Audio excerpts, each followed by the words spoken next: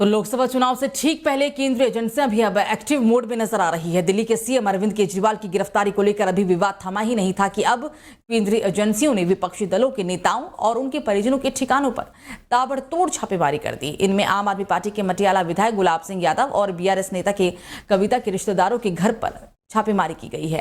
Trinamool Congress party की पूर्व सांसद महुआ मोइत्रा के घर पर भी आज सुबह सीबीआई की टीम रेड करने के लिए पहुंची। टीएमसी नेता महुआ मोइत्रा से जुड़े कई ठिकानों पर सीबीआई ने छापेमारी की है। ये कार्रवाई पैसे लेकर सवाल पूछने से जुड़ा हुआ है। जांच एजेंसी कोलकाता समेत कई ठिकानों पर छापेमारी कर रही है। आपको बता दें कि बीते दिनों उनके खिलाफ सीबीआई ने रेगुलर केस दर्ज किया था। दिल्ली सीबीआई की एक टीम महुआ के पिता के दक्षिण कोलकाता के अलीपुर इलाके में बने फ्लैट में पहुंची थी। लोकपाल ने पैसे लेकर सवाल पूछने के मामले में सीबीआई को महुआ मोइत्रा के खिलाफ मामला दर्ज करने का भी आदेश दिया था। लोकपाल ने सीबीआई को निर्देश दिया कि महुआ मोइत्रा के खिलाफ भ्रष्टाचार निरोधक कानून के तहत मामला दर्ज किया जाए और जांच भी की जाए। और इसके साथ ही लोकपाल ने जांच एजेंसी को 6 महीने के अंदर रिपोर्ट देने को भी कहा है। आबकारी घोटाले से जुड़े मनी लॉन्ड्रिंग मामले में दिल्ली के सीएम अरविंद केजरीवाल को ईडी ने गिरफ्तार किया, जिसके बाद उन्हें एमपीएमएलए कोर्ट में पेश किया गया, जहां उन्हें अदालत ने 6 दिन की ईडी रिमांड पर भेज दिया और अब 28 मार्च को उन्हें कोर्ट में पेश किया जाएगा। इस बीच आम आदमी पार्टी के नेता आतिशी ने कहा था कि अरविंद केजरीवाल जेल से दिल्ली सरकार चलाएंगे, जिसके बाद बीजेपी पार्टी के सांसद मनोज तिवारी ने इस पर अपनी तीखी प्रतिक्रिया दी है। उन्होंने कहा है कि जेल से गिरोह चलते हैं, सरकारें नहीं। अरविंद केजरीवाल ने दिल्ली को लूट लिया है और लोग इतने खुश हैं कि कोई भी उनकी गिरफ्तारी पर चर्चा नहीं कर रहा है। दिल्ली को बदहाली के कगार पर पहुंचा दिया। दिल्ली के लोग उनसे बहुत नाराज हैं और इसलिए उनकी गिरफ्तारी के बाद मिठाइयां बांटी गई।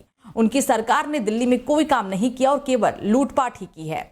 जो लोग बार बार कह रहे हैं कि वे लोग जेल से सरकार चलाएंगे, उन्हें याद रखना चाहिए कि हमने सरकार नहीं बल्कि जेल से गिरोह चलाए जाने के बारे में अक्सर सुना है। तो वहीं अरविंद केजरीवाल की गिरफ्तारी के बाद बीजेपी प्रवक्ता संबित पात्रा ने आम आदमी पार्टी और कांग्रेस पर जमकर निशाना साधा है। उन्होंने कहा है कि इस मामले में कांग्रेस का दोहरा चरित्र नजर आ रहा है।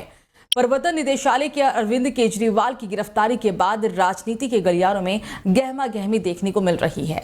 बता दें कि बीजेपी ने आम आदमी पार्टी और कांग्रेस को आड़े हाथों लिया है। बीजेपी प्रवक्ता संबित पात्रा कहते हैं कि आप भ्रष्टाचार में लिप्त है और एजेंसियों से उम्मीद करते हैं कि आपके खिलाफ कोई जांच ना हो, क्योंकि आप एक राजनीतिक पार्टी है और चुनाव लड़ने जा रही हैं। जिस तरह का विरोधाभास इन राजनीतिक दलों में पनप रहा है, उसे जनता देख रही है। कांग्रेस के बड़े नेताओं ने अरविंद केजरीवाल की शराब नीति को जमकर कोसा था। हर नेता और प्रवक्ता ने अरविंद केजरीवाल को भ्रष्टाचार में डूबा हुआ बताया था। कांग्रेस ने तब कहा था कि अरविंद केजरीवाल ने हजारों करोड़ रुपए के रिश्वत लिए और आज अब ईडी गठबंधन किस प्रकार इंडी गठबंधन किस प्रकार करवट बदल रहा है, ये सभी देख रहे हैं। आखिरकार अरविंद केजरीवाल जेल क्यों गए, उन्हें गिरफ्तारी उनकी क्यों हुई, क्यों गिरफ्तार करना पड़ा? लिकर स्कैम, शराब घोटाला। ये शराब घोटाला दिल्ली का क्या घोटाला है, कब शुरू होता है, इसकी टाइमलाइन और जिसे हम कहते हैं क्रोनोलॉजी क्या है?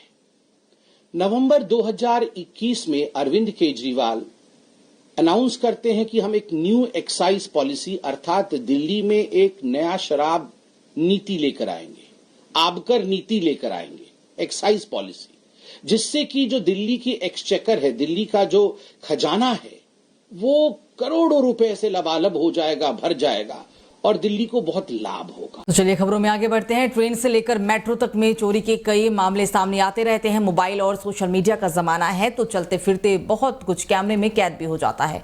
हाल ही में एक शख्स ने ऐसा ही कुछ अपने मोबाइल में कैप्चर किया और ये अब वायरल हो गया है। ताजा वीडियो दिल्ली मेट्रो का है, जिसमें एक शख्स ने सहयात्री को अपने बैग से सामान चोरी करते हुए पकड़ लिया। इसके बाद भरी मेट्रो में शख्स ने उस कथित चोर को बिना रुके थप्पड़ जड़ने लगा और वो उसे 10 से 11 थप्पड़ मारता रहा और सफाई देने का मौका तक नहीं दिया। हालांकि ये तो नहीं कहा जा सकता कि ये वीडियो कब का है, लेकिन हाल ही में ये अब वायरल हो रहा है।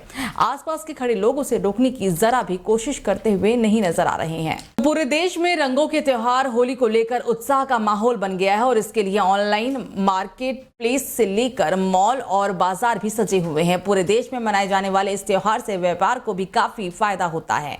कारोबारियों के एक संगठन का मानना है कि इस साल होली पर 50,000 करोड़ रुपए से ज्यादा का कारोबार हो सकता है। खुदरा कारोबारियों के संगठन confederation of all India traders यानी कि कैट के अनुसार इस साल होली को लेकर बाजार का माहौल काफी शानदार बना हुआ है और इसके चलते इस साल होली के त्योहारी सीजन में देश भर के व्यापार में लगभग 50% की बढ़ोतरी देखी जा सकती है। इस बार होली में एक और खास बात ये देखी जा रही है कि बाजार में चीन के सामानों का बहिष्कार हो रहा है। कैट का यह भी दावा है कि व्यापारी और आम खरीदार पिछले साल की तरह इस बार भी चीनी सामानों का पूरी तरह से बहिष्कार कर रहा है। कैट का कहना है कि आम तौर पर होली से जुड़े सामानों का देश में आयात लगभग 10,000 करोड़ रुपए का होता है, जो इस बार बिल्कुल नहीं रहा। कैट के अनुसार राष्ट्रीय महामंत्री का कहना है कि इस बार बाजार में अलग अलग तरह की पिचकारी, गुब्बारे और कई आकर्षक आइटम देखे जा रहे हैं।